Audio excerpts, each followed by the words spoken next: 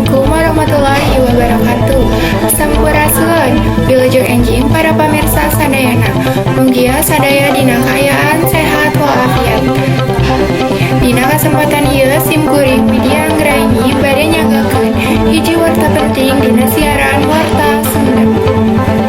Warta utama dina dengan ayeuna nyaeta ngeunaan musibah banjir nu nyorong sababaraha wilayah di Kabupaten Bandung. Hujan nu turun ti peuting nepi ka isuk ngabalukarkeun walungan Citarum ngalimpas.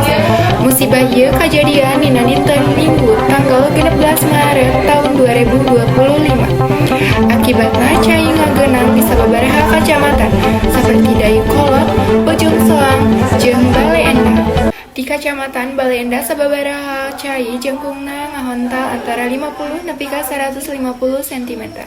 Sababaraha imah kakeueum ku cai.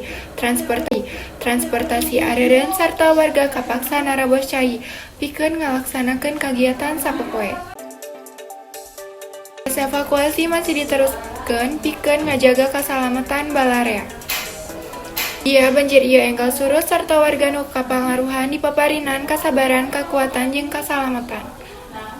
Hapunten upami aya kakirangan dina nepikeun warta.